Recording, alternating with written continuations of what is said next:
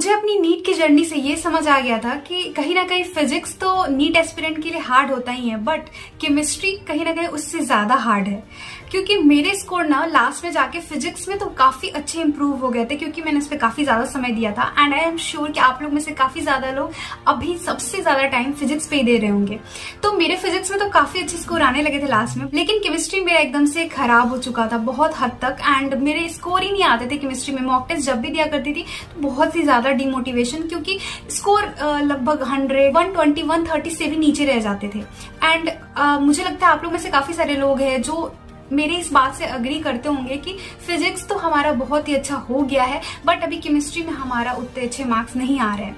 And सबसे बड़ा doubt कि दीदी एनसीईआरटी केमिस्ट्री इंपॉर्टेंट है क्या, एनसीईआरटी को पढ़ना है क्या और कैसे पढ़ना है, हमें नहीं समझ में आ रहा है। केमिस्ट्री का इनऑर्गेनिक एनऑर्गेनिक वाला पार्ट है, उसको कैसे याद करें, क्योंकि काफी ज्यादा लेंदी हो जाता है एंड बहुत सारी चीजें उसमें रट्टाफिकेशन है एंड बहुत सारे कॉन्सेप्ट है उसमें इनऑर्गेनिक में भी जो नहीं समझ में आता है। डी एंड एफ ब्लॉक वाला चैप्टर उठा लो, उसमें इतने सारे कॉन्सेप्ट है जो अगर आप पहली बार एनसीईआरटी पढ़ने जाओगे तो आपको कुछ भी पल्ले नहीं पड़ने वाला है। एंड मेरे साथ भी होता था एंड आपके साथ भी जरूर होता होगा।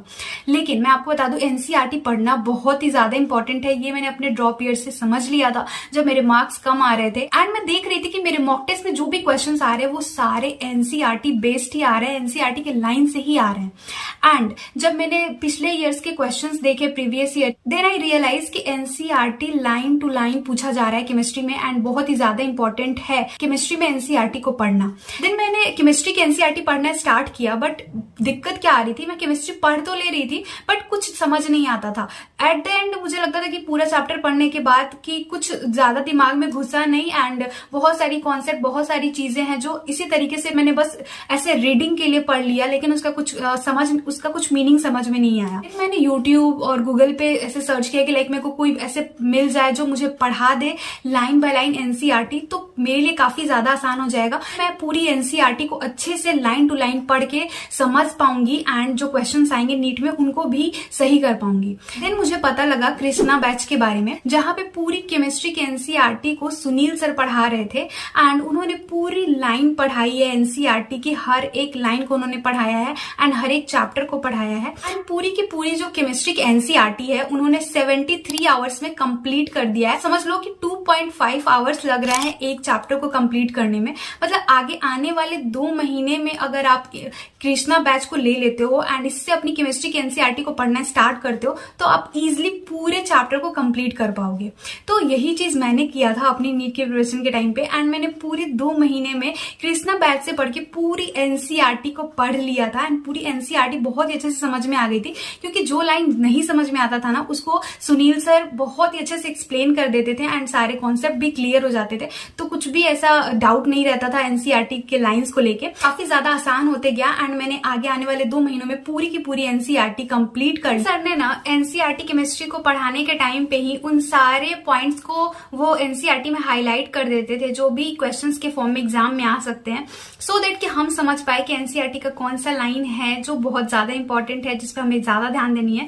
तो वो सारे हाईलाइटेड पॉइंट्स भी हमें पता लग जाते थे एनसीईआरटी के। अलग से पीडीएफ भी प्रोवाइड किया जाता था सारे हाईलाइटेड पॉइंट्स का। जो एनसीईआरटी का हाईलाइटेड पॉइंट है तो अलग से पीडीएफ मिल जाने के कारण हम उसको कभी भी उठा के रिवाइज कर सकते थे। जो भी चैप्टर को हम रिवाइज करना चाहते हैं तो कम से कम समय में हम किसी भी चैप्टर को एनसीईआरटी से उठा के उसको अच्छे से रिवाइज कर सकते थे इस एनसीईआरटी हाईलाइट। अब कमी रह गई थी क्या, क्वेश्चंस प्रैक्टिस करने की, क्योंकि एक बार जब हम पूरे चैप्टर्स को पढ़ लेते हैं, समझ लेते हैं, सारे कॉन्सेप्ट को अच्छे से दिमाग में फिट कर लेते हैं, तो एट द एंड हमें जाके एग्जाम में क्वेश्चन सॉल्व करना होता है। तो मैंने क्वेश्चंस करना स्टार्ट किया। क्वेश्चंस जो थे वो भी fully NCERT line to line NCERT से ही मुझे मिल जा रहे थे एंड वो भी मुझे कृष्णा बैच में ही मिल रहा था साथ ही साथ। तो यहाँ पे ना पीडीएफ फॉर्मेट में सारे क्वेश्चंस दिए हुए थे सारे चैप्टर्स के एंड उसका पूरा डिटेल सॉल्यूशन भी सर ने प्रोवाइड किया था। तो इससे क्या हुआ कि पूरी जो एनसीईआरटी के जितने भी क्वेश्चंस बन सकते हैं, जितने भी एनसीईआरटी के लाइन से क्वेश्चंस आ सकते थे, वो मैंने पहले ही प्रैक्टिस कर लिया था इस कृष्णा बैच के हेल्प से।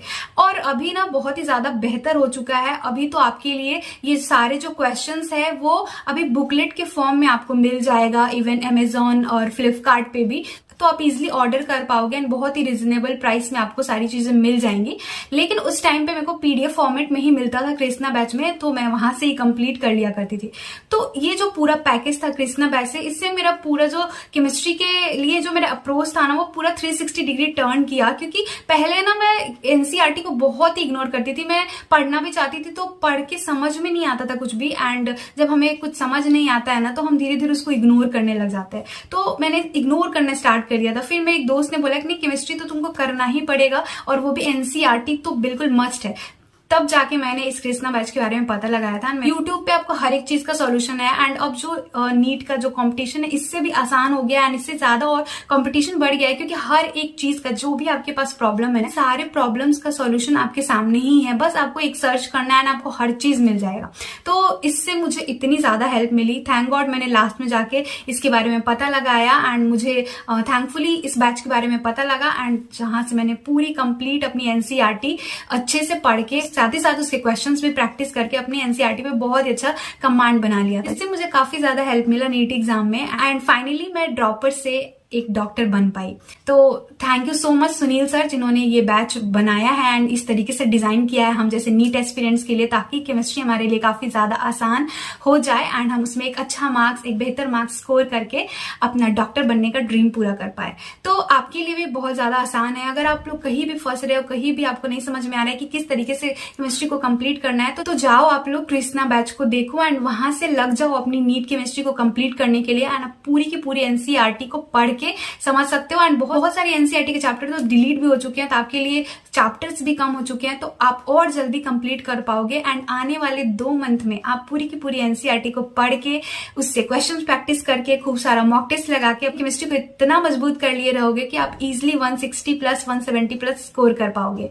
तो मैंने सारे लिंक्स ना डिस्क्रिप्शन बॉक्स में दे दिए हैं, ताकि आपके लिए और ज्यादा आसान हो जाए। यहाँ से आप इजिली जाके उन सब चीजों को देख सकते हो एंड ले सकते हो। आई होप कि मैंने जो आपका ये प्रॉब्लम है एनसीईआरटी केमिस्ट्री का, उसको कुछ हद तक सॉल्व किया है। क्योंकि बहुत सारे लोग ये पूछ रहे थे कि दीदी केमिस्ट्री की एनसीईआरटी समझ में नहीं आ रही है, एंड केमिस्ट्री में questions line to line NCERT से ही आते हैं, तो एनसीईआरटी को किस तरीके से पढ़े, कहाँ से पढ़े, कैसे समझे, तो आपको इससे काफी ज्यादा हेल्प मिल जाएगा। तो एक बार जाके चेक कर लीजिएगा, और कुछ भी और पूछना है, कुछ भी और डाउट हो तो नीचे कमेंट सेक्शन में जरूर पूछिएगा। I am there for you. मिलते हैं नेक्स्ट वीडियो में। Thank you so much.